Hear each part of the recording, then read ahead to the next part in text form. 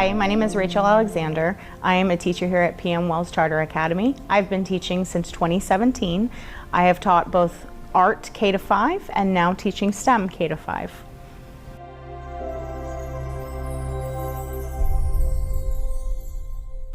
When I first began teaching about 8 years ago, I taught art, and my strategy or my approach was I teach, you do, or I do, you do. And in many ways, it worked for a lot of students that didn't have confidence to create artwork in the classroom. However, there wasn't as much engagement as I would have liked. Many students would get bored, many students would be off task, and I thought there's got to be a better way. So I started learning more and more about an approach called teaching to artistic behavior, which is very much a student-directed type of teaching strategy. I began to give more demonstrations and more facilitating of the lessons, and allowed the students to take those demonstrations and those lessons that I taught and use it towards a project that they were more interested in. For example, if I taught line, they would use that idea but then implement it in a drawing, or they might implement it in a structure that they had built or a painting. So I saw that engagement went up a lot more when students were directing themselves in something that interests them.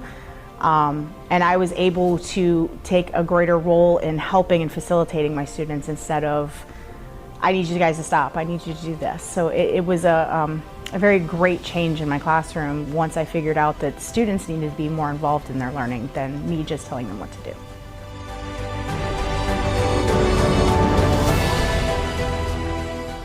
I think that this might sound cliche because I believe that a lot of teachers had many difficulties during the COVID lockdowns.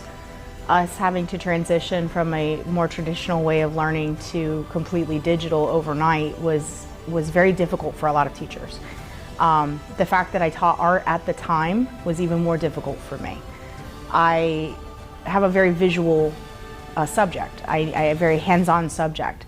So having to go completely digital and over Zoom, it was a huge transition.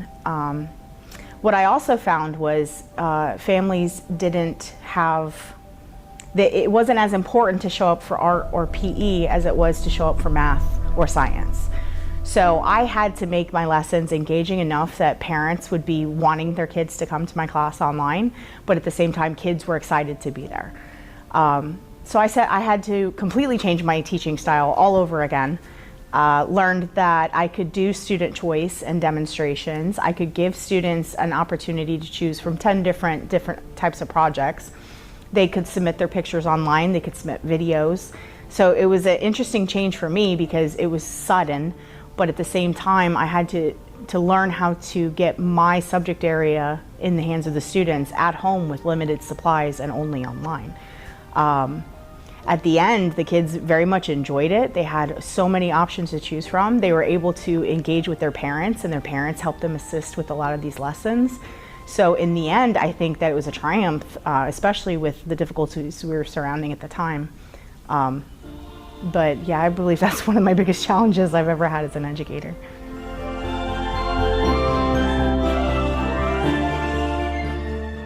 Many times over the years, even when I wasn't in a teacher leader type of position, I was always the type of teacher that reached out and trained other educators. So if teachers were having issues with our grading system, I was always there to help, even before I was officially trained. I've always wanted to be open, not only to my team, but any teacher that needs the assistance. So that's been a consistent thing I've actually been doing for many years. Being open for communication for educators is really important as well. Just if they need to call me, hey, I'm having trouble with this, I need some assistance with this. Just being there and open for those educators is really important as a mentor. When they're feeling supported and valued as an educator and as an individual, it shows in their work performance. I need to be there to be able to collaborate with them, even if it's not the same subject areas that we work in, because the style might be the same, or the teaching might be the same, or the end result might be the same. I think in order to succeed in any roles, me as a mentor or me as just a colleague need to be there no matter what they need. Trainings, an ear to talk to, resources. I mean, you can come to my room and get anything you want from my room pretty much most of the time, and teachers know that. So I just like being available to everybody no matter what the situation arises. Thank you so much for having me for this interview.